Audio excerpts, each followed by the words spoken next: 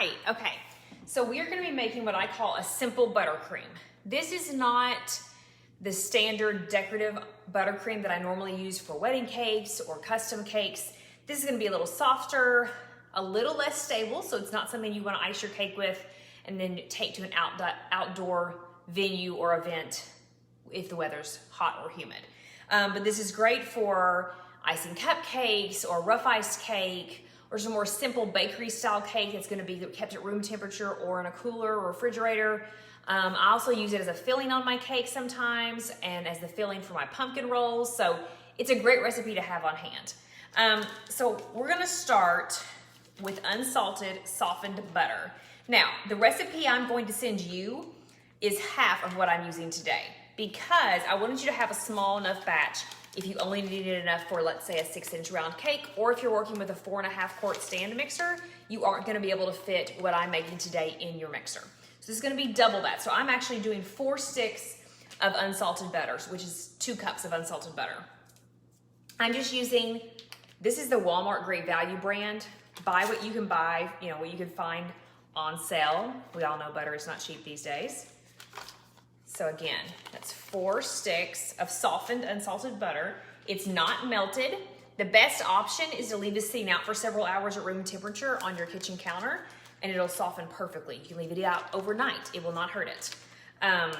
If you have to and you're in a rush, you can pop it into your microwave on the defrost setting, but you have to keep an eye on it and make sure that it doesn't melt. Okay. Last stick.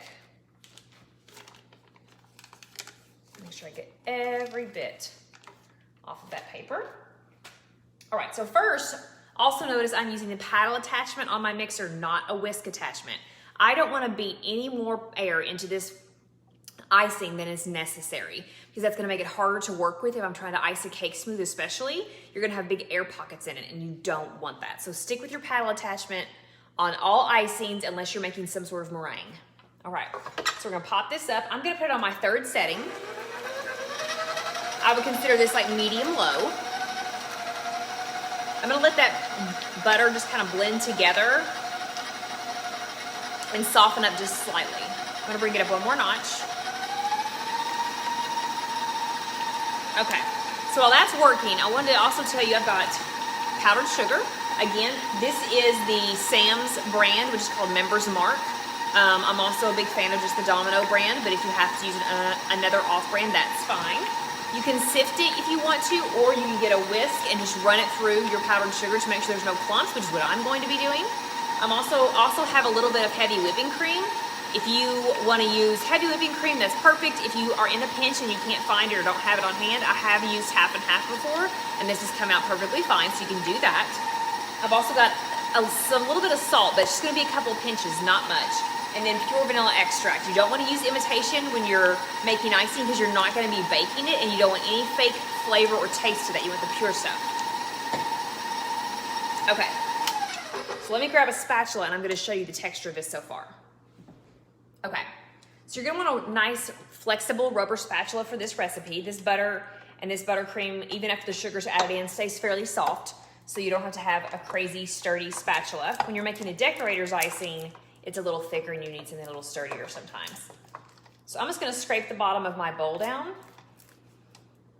just to make sure everything is off the bottom of the bowl and is being mixed together well. Bring that back up. While that's continuing to mix, I'm gonna push it a little bit back so you can see. So this is my powdered sugar. I've just measured it out into a bowl. I'm gonna grab my whisk. And this is the Member's Mark brand. I did notice it does have some clumps in it. I'm just gonna take this whisk, and this is like a wide whisk. There's the coils, the bends in the whisk, whatever you wanna call it, are spread out. So your powdered sugar isn't getting caught in between them as you mix.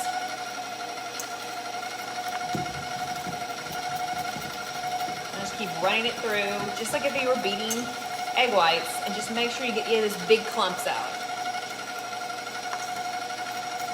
A few small ones won't make a big deal, but you really don't want a big chunk of icing sugar and have someone bite into that.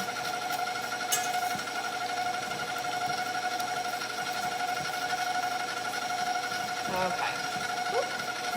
I think we're good. All right. So that's ready to go. I'm gonna bump it up one more notch.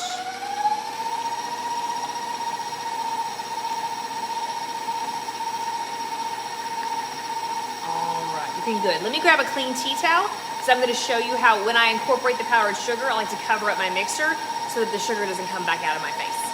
Okay. So you want a fairly large dish towel, tea towel, whatever you want to call it, and nothing too fibrous, nothing too fuzzy, in other words, because you don't want any of those fibers to fall off into your icing.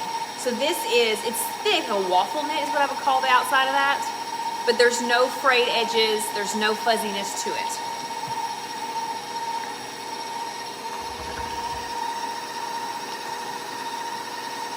All right, I think we're good on the butter. Let me show you what this looks like.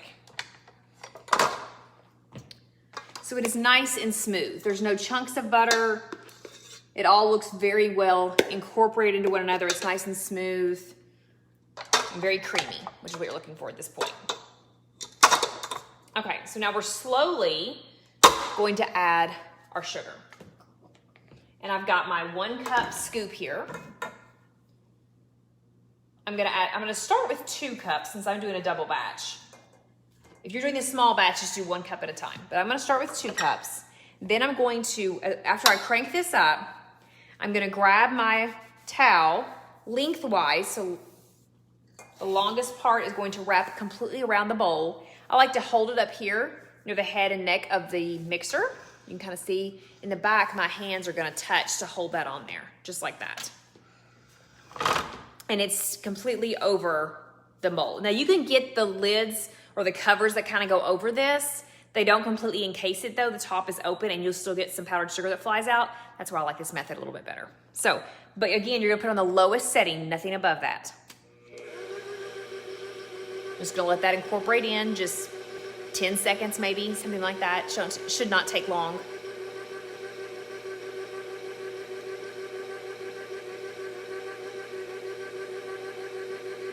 Okay. Yeah. So now it's a little crumbly, totally normal. I'm gonna grab one other cup here. All right, I'm gonna turn that off, add my other cup. Actually, I'm gonna add 2 cups.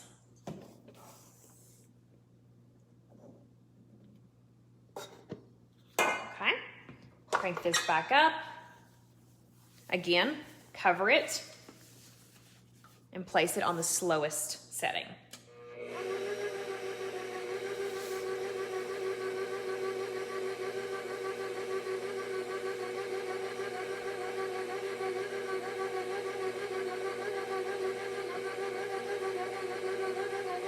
Okay, let's see what it looks like now. All right, doing well. Nice and crumbly. You all can see that at all. Let me bring it back a little bit. There's still some powdered sugar kind of crumbly in the bottom of the bowl, but that's okay. Because once I get this mixed in, I'm going to scrape my bowl down again and that'll pull any of those crumbs from the bottom. Okay. Now I pretty much just need to get the last of it in here. The last cup I'm just gonna have to shake in. There we go. Again, lift my bowl, grab my towel,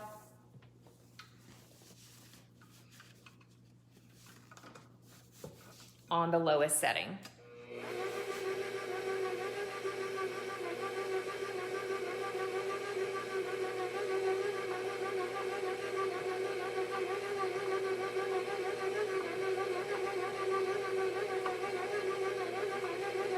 Let's look at it and see. All right. So now I don't have any risk of it coming back out in my face. All of it's in there. At this point, it's incorporated enough. It's not gonna be powdery anymore. I still have a decent amount of the sugar that is stuck to the bottom of the bowl. So I'm gonna show you that. So as you can see, I hope, see how there's some dried pieces down there? We do not want that. So, put this back on here.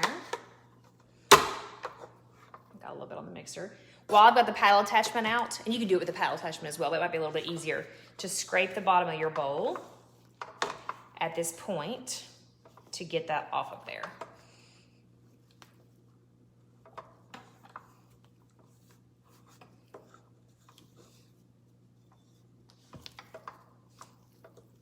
You want all of that incorporated.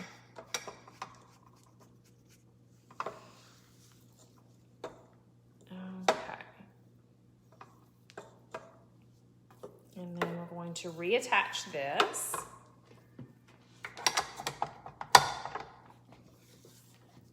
And turn it back on. Now this time I'm going to turn it on a much higher speed just to make sure it's all beaten well together. So I'm going to put on my third setting.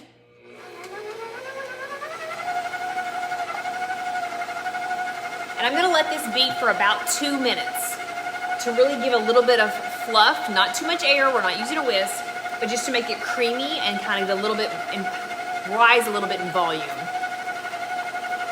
So I'll let this run for 2 minutes and we'll pop back on and look at it together. Okay, so it's been barely over 2 minutes. I did stop about the 1 minute point, about halfway, and scrape the bowl down again and then restart it just because I wanted to make sure there was no powdered sugar being stuck to the bottom. So what you're left with is a little fluffier, a little paler in color version of what you started with. So it's a little bit more like an off-white instead of like a yellowed butter color, and it's a little bit fluffier. It has more height to it. Or volume. Okay. Put that back on.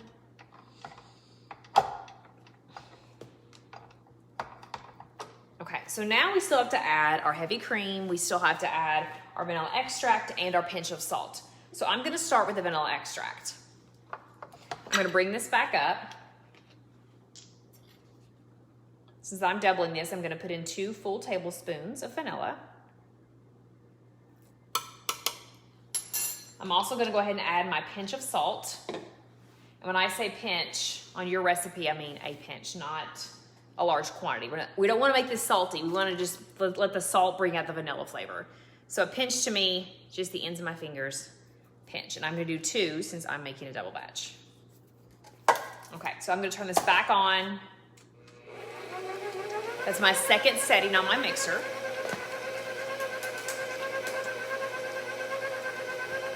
Now I'm slowly gonna incorporate my heavy cream. Now you don't need this to be like runny or too soft. You want it to still contain and hold its shape. So I start with roughly half of my heavy cream and only add the other half if I think it's necessary. So this becomes more where you need to know what it's supposed to look like in the end. Think creamy, not runny. So while this is still mixing, I'm just gonna drizzle a little bit of this heavy cream in. So there is the halfway point. I'm gonna stop.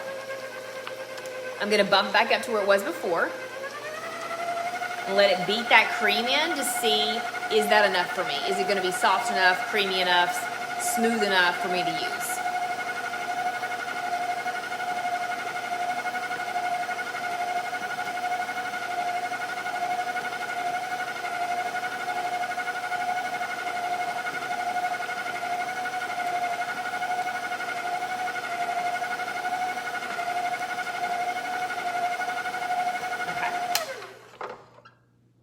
I'm gonna scrape this down so that I can get that vanilla extract really incorporated well, since that's where most of your flavor comes from, vanilla and the butter.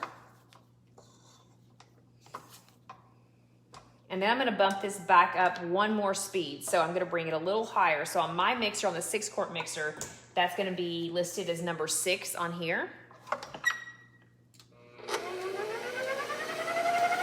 But it's actually only 4 notches up on the mixer. Why it's labeled as number 6, I have no idea. And I'm just doing this because I think this is all the heavy cream I'm gonna need. I don't think I'm gonna add any more. I don't want it to be any softer or it'll lose shape. But I do wanna add a little bit more volume to it, so that's why I'm doing this.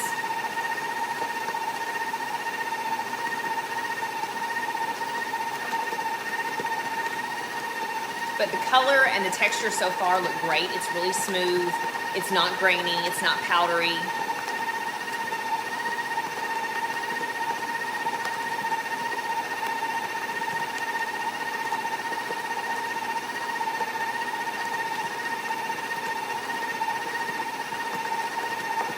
Okay, so let's see what we got.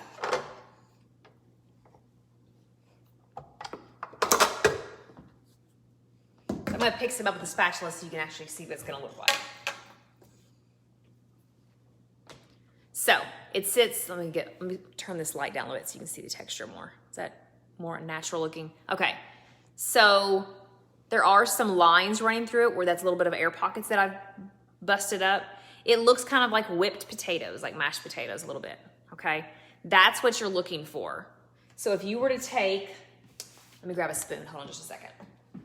Okay, if you were to grab the back of a spoon and pretend this would be like your cake knife or your cake spatula, let me turn it this way, and you were to run this across, see how smooth that is? Nice and creamy. So that lets me know, yeah, there's a few air pockets in there, but I'm gonna be able to smooth that out with a cake spatula.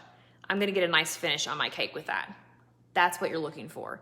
Now, like I said, I don't ice a lot of cakes with this. This is really mainly if I'm doing some simple cupcakes that aren't gonna have heavy decorations. This specific batch is gonna be used as fillings on pumpkin bread, because I'm making some pumpkin rolls this week. So this is not what I would say should be your staple if you're making a lot of large, heavy decorated cakes, but it's a great recipe. It's great to have in your recipe album, your recipe book to pull from when you need it.